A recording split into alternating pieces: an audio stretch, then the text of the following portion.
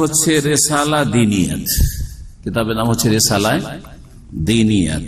এই কিতাবের লেখক মাওলানা সৈয়দ আবুল আলা মওদুদী। এতে একটি বিষয় তুলে ধরব, গুরুত্বপূর্ণ বিষয়, সেটা হচ্ছে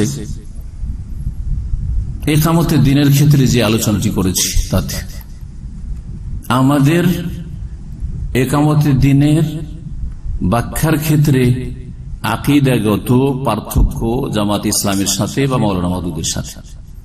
ইকামতের দিনের তাদের কাছে ব্যাখ্যা হচ্ছে দিন কায়েম, মানে দিন কায়েমের আসল হচ্ছে রাষ্ট্রীয় ক্ষমতা হাসিল করা, অর্জন করা। আর সালাফে সালেহিনের তরিকা, তার আগে সমস্ত আম্বিয়া রাসূলগণের তরিকা, আদর্শ হচ্ছে যে ইকামতের দিন মানে হচ্ছে তাওহীদ প্রতিষ্ঠা। জি, সেটা হচ্ছে মৌলিক বিষয়। আর এই তাওহীদ প্রতিষ্ঠার সাথে সাথে তাওহীদের সাথে সংশ্লিষ্ট দিনের যতগুলি বিধিবিধান রয়েছে যে কোনো স্তরের মানুষের, সেগুলি যথাসাধ্য পালন করবে যার যেটা ক্ষেত্র রয়েছে সেই ক্ষেত্রে। আমার ক্ষেত্রগুলিতে আমি সেগুলি করব দিনের, সেটা হচ্ছে আমার ইকামতের দিন। আর অন্যের ক্ষেত্র আলাদা রয়েছে, সেখানে সে করতে পারবে, আমি করতে পারবো না, তখন তার হচ্ছে সেগুলি ইকামতের দিন। কিন্তু মূল কথা হচ্ছে যে ইকামতের দিন হচ্ছে ইকামতে তৌহিদ, তৌহিদ ভিত্তিক দিন ইসলামের প্রতিষ্ঠা বা দিন ইসলামের বিধিবিধান ব্যক্তি জীবনে, পারিবারিক জীবনে, সামাজিক ক্ষেত্রে, অর্থনৈতিক ক্ষেত্রে, রাষ্ট্রীয় ক্ষেত্রে। কিন্তু রাষ্ট্রীয় ক্ষেত্রে যার রাষ্ট্রের ক্ষেত্রে ক্ষমতা নেই তার প্রশ্ন ওঠে না। জি হ্যাঁ, যার যেখানে ক্ষেত্র রয়েছে সেখানে সে দিনের বিধিবিধান কায়েম করবে। প্রত্যেকের ব্যক্তি জীবনের ওপর পূর্ণ ক্ষমতা রয়েছে, সুতরাং ব্যক্তি জীবন দিয়ে শুরু করবে, কু আনফুসাকুম, তারপরে আল্লাহ বলছেন পারিবারিক জীবন ওয়া আহলিকুম নারা। তো এখানে আলোচনা করতে গিয়ে বলেছিলাম যে মাওলানা মওদুদী রাহিমাহুল্লাহ গুরুত্বপূর্ণ দিন ইসলামের ফরায়েজ, ওয়াজিবাত, ইবাদত, বন্দেগী সবগুলিকে বলেছেন যে এগুলি হচ্ছে ইবাদত, কিন্তু এই ইবাদতগুলি বড় ইবাদত না। সবচেয়ে বড় ইবাদতের জন্য এগুলি কি? Training course. এই কথাটি তার কয়েকটি কিতাবে রয়েছে। আজকে দুইটি কিতাব থেকে শোনাবো। একটি হচ্ছে এই রেসালে দিনিয়াতের পৃষ্ঠা নম্বর 129। তিনি কি বলছেন শোনেন। ইবাদতের ব্যাখ্যা করতে গিয়ে আর ইসলামের লক্ষ্য উদ্দেশ্য বলতে গিয়ে बोलছেন जी, और इस्लाम का असल मकसद मुसलमानों को ऐसे ही इबादत गुजार बंदा बनाना है। इस गर्ज के लिए इस्लाम में चंद ऐसी इबादतें फर्ज की गई हैं।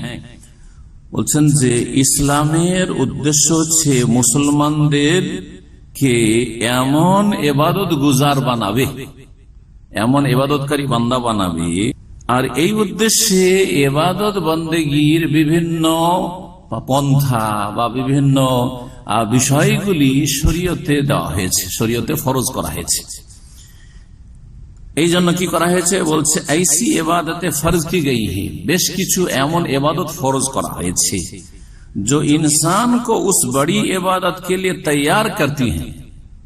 এই ফরজ ইবাদতগুলি মানুষকে প্রস্তুত করে, রেডি করে, ট্রেন করে কিসের জন্য? দেখেন তার ভাষাতে রয়েছে उस बड़ी इबादत के लिए तैयार करना है, বড় ইবাদতের জন্য। বড় ইবাদতের জন্য এই ফরজ ইবাদতগুলি দিয়ে কি করা? তৈরি করা। বুঝতে পারছেন কিনা? তার মানে এই যে ফরজ ইবাদতগুলি সেগুলি বড় ইবাদত না, এর চেয়ে বড় ইবাদত হচ্ছে ওই বড় ইবাদত যেটার কথা তিনি বলতে চাইছেন। তারপরে বলছেন আরো, গোয়া ইউ সমঝো, যেন এইভাবে আপনি বুঝুন যে ये खास इबादतें उस बड़ी इबादत के लिए ट्रेनिंग कोर्स की हैसियत रखती हैं।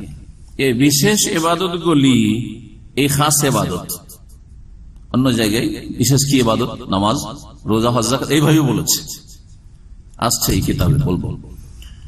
এই ইসলামের যে গুরুত্বপূর্ণ ইবাদতগুলি, দ্বিতীয় স্তম্ভ, তৃতীয় স্তম্ভ, চতুর্থ স্তম্ভ, পঞ্চম স্তম্ভ, এগুলি বলছে এই বড় এই ইবাদতগুলি কে বুঝে নেন যে এই খাস ইবাদতগুলি उस बड़ी इबादत के लिए ट्रेनिंग कोर्स की हैसियत रखती है। ट्रेनिंग कोर्स আর একামতের দিন আলোচনায় বুঝেছি ট্রেনিং কোর্স মানে এটা মুখ্য উদ্দেশ্য না, যার জন্য ট্রেনিং নিচ্ছেন সেটা হচ্ছে মুখ্য উদ্দেশ্য। তাহলে ইসলামের মুখ্য উদ্দেশ্য নামাজ নয়, ইসলামের মুখ্য উদ্দেশ্য যাকাত নয়, ইসলামের মুখ্য উদ্দেশ্য রোজা হজ এগুলি নয়, হিজাব নয়, এগুলি নয়, এগুলি ফরজ ওয়াজিব ঠিক, কিন্তু এগুলি বড় ইবাদতের জন্য একজন মুসলিমকে ট্রেন করছে, প্রশিক্ষণ প্রাপ্ত করছে। এই ছিল এই কিতাবে। আর তারপরে তখন আলোচনা নিয়ে আসছেন নামাজ, আর তারপরে তখন এই রোজা, আর তারপরে জাকাত। দেশি তরিকায় জাকাতের আগে রোজা, অথচ নবী সাল্লাল্লাহু আলাইহি ওয়াসাল্লামের হাদিসে কি আছে? নামাজের পরে কিসের কথা আছে? জাকাতের কথা। কোরআনে কারীমে কোন জায়গায় নামাজের সাথে রোজার কথা আছে? নাকিমুস সালাত ওয়া আতুজ যাকাত আছে। জি হ্যাঁ,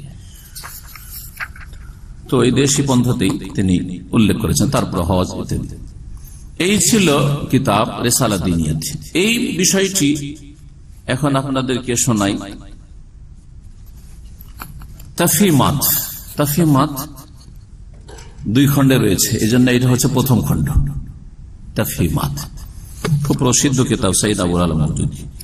আর আমার বয়স যখন 20 থেকে নিয়ে 25, এই সময়গুলিতে খুব পড়েছি ওনার কিতাব। এই কয়েকটা বছর খুব পড়েছি এই কিতাবগুলি। তো তখনকার পড়াগুলি মগজে ছিল, কিন্তু কিতাব সৌদি আরবে হাতে আসছিল না।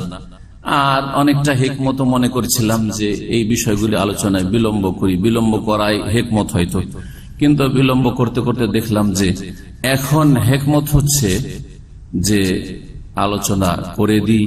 কারণ যদি এইগুলি আলোচনা না করা হয় আর বাংলা ভাষী জনগণ না জানতে পারে কারো মাধ্যমে, কোনো দায়ের মাধ্যমে, কোনো দিনের খাদেমের মাধ্যমে, তাহলে সমস্ত আলেমকে জবাব দিতে হবে সহিহ আকীদা, যে কেন এদেরকে সতর্ক করা হয়। বলছেন তাফহিমাতের 69 পৃষ্ঠায়, তাফহিমাতের 69 পৃষ্ঠায় এখানে শুনে কি বলছেন? সূরা হজের আয়াত নম্বর 41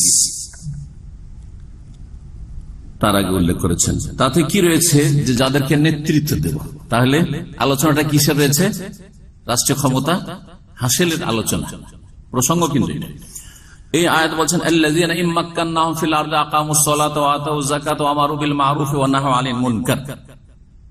এই আয়াত উল্লেখ করার পরে বলছেন যে এ হ্যায় উস ইবাদত কি হাকিকত, এই যে নেতৃত্ব হাসিল করা আল্লাহর জমিনে পৃথিবীতে, এটা হচ্ছে ইবাদতের হাকিকত, আসল মর্ম কথা। जिसके मुतालिक लोगों ने समझ रखा है कि वो महज नमाज, रोजा और तस्बीह और तहलील का नाम है। বলছে যে ইবাদত কি মানুষ বুঝতে পারেনি। মানুষ মনে করে আজকালকার মুসলিম সমাজ যে ইবাদত হচ্ছে নামাজ, রোজা, তসবিহ, তাহলিল এগুলির নাম। মানে তিনি সমালোচনা করছেন যে কেউ নামাজ, রোজা, তসবিহ, তাহলিল এগুলোকে ইবাদত মনে করে বসে থাকবে। और दुनिया के मामलात से उसको कुछ सरोकार नहीं, दुनियार যে আদান প্রদান, লেনদেন এগুলির সাথে কোনো তার যোগাযোগ বা সম্পর্ক নেই। হালাকি অথচ বলছেন, অথচ তার আসল সত্যিকার অর্থে সোম, সোম মানে রোজা, সালাত নামাজ, और हज और ज़कात और जिक्र और तस्बीह इंसान को उस बड़ी इबादत के लिए मुस्तैद करने वाली तमरीनात, তারপরে ব্র্যাকেটে ইংলিশে লিখছেন, ইংলিশটা পড়ে দিই, ট্রেনিং কোর্সেস, ট্রেনিং কোর্সেস। আচ্ছা, ট্রেনিং কোর্সেস বুঝলেন না? জি, এই হচ্ছে আলোচনা। আমি জামায়াত ইসলামী থেকে অত্যন্ত প্রভাবিত ছিলাম এবং এক সময় আমাদের দুটো ডিস্ট্রিক্ট পাশাপাশি, মালদা আর দিনাজপুর, যে দিনাজপুর এখন দক্ষিণ আর উত্তরে ভাগ হয়েছে, তখন ছিল পশ্চিম দিনাজপুর। বাংলাদেশটা শুধু দিনাজপুর ডিস্ট্রিক্ট, আর পশ্চিমবঙ্গে মালদাহর পাশে যে দিনাজপুর তার নাম ছিল পশ্চিম দিনাজপুর, সেটা ভাগ হয়ে এখন উত্তর আর দক্ষিণ দিনাজপুর হয়েছে। সেই সময় তাদের সাথে এত ঘনিষ্ঠতা ছিল আর এত প্রভাবিত ছিলাম যে আমাকে একবার অফার করলো যে আপনাকে এই দুটো ডিস্ট্রিক্টের আমির বানিয়ে দিই, দায়িত্ব নেন আপনি। ওই সময় এই কিতাবগুলি পড়াশোনা করছিলাম আর প্রভাবিত ছিলাম। ফিরলাম কি করে এই কথাটা এখানে বলে দিই, কারণ এইটাই ছিল আমার ইউটার্ন। এই কথাটাই যখন পড়লাম এই কিতাব থেকে, রেসালাদিন এতে পড়িনি কারণ এতে একটু ডিটেলস আছে, তাফহিমাত থেকে পড়লাম। পড়ার পরে সাথে সাথে আমি চমকে উঠলাম, আরে কি বলে নামাজ, রোজা, হজ, যাকাত, তাসবিহ, তাহলিল এগুলো হচ্ছে ট্রেনিং কোর্স। সাথে সাথে ফিরে আসলাম। তখন জামিয়া সালাফিয়া বানারস থেকে পাশ করেছিলাম, এক জায়গায় শিক্ষকতা করছিলাম। আমার সেই সময় বিবাহের বছর ছিল অথবা তার আগের বছর ছিল, ওই সময়টা আমার বিবাহ শাদী হয়। তারপরে মদিনা ইউনিভার্সিটি এসছে। তো আলহামদুলিল্লাহ আমাকে এই জামাত থেকে আল্লাহ ফিরিয়েছে মদিনা ইউনিভার্সিটি আসার আগে, কারণ আমার উপরে ওরা অপবাদ দিবে যে এরা সৌদি আরবে গিয়ে ওদের দালাল হয়েছে বা কিছু হয়েছে। কিন্তু আলহামদুলিল্লাহ আমি ওই জামাত থেকে তওবা করে ফিরে এসেছি, আর তাদের ইমারতের যে আমাকে দেওয়া হয়েছিল, অফার করা হয়েছিল, তাদের থেকে আমি ফিরে এসেছি। কখন?